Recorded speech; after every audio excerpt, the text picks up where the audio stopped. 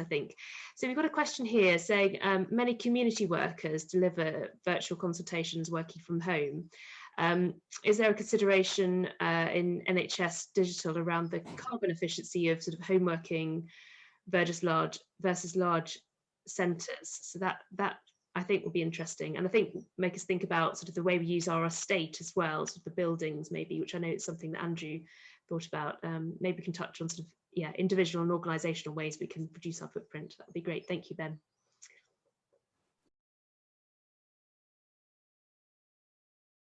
In terms of this question, yeah, we actually did a study on this. So in our particular context, based on our mix of office accommodation and staff commuter travel data, we showed that we made a carbon reduction by large-scale shifting to working from home, and we scoped in energy use at home, energy use in the office, the energy use involved in running the ICT systems as well. So, as well as the travel, of course, the travel savings. So, yeah, that it's fairly simple to do those kind of number crunching exercises if you've got the right data sources. And I think this is one of the things that your project would hope to help. Yeah, that's one of the things Inga's working on. I know you've been collaborating with her. Yes. Yeah, exactly. Yeah.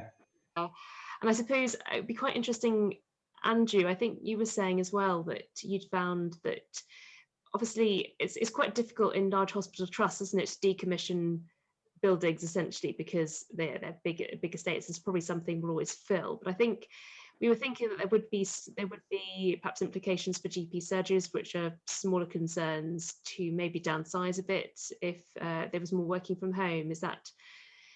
I think in primary care, what we have at the moment is actually quite a significant influx of staff. We've got the new primary care networks forming, and in being able to employ more sort of clinical roles as part of that, and that's had a problem. I think the primary care estate has it's been fairly pushed for quite some time, really, with lack of capacity. So and having more staff coming in is actually, I think we're all finding that we just don't have places to put them. And so actually we think online consultations and remote consultations does provide an opportunity where actually you can structure your day more, where you have a slot when you are doing answering e-consultations or doing video or telephone consultations.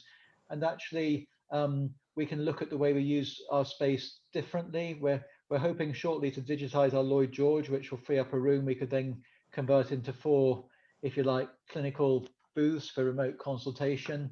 We could have staff working from home, and I know some of our GPs who have young families, that could actually provide a better work-life balance as well. So building some social capital there as well, as well as saving some carbon. Yeah.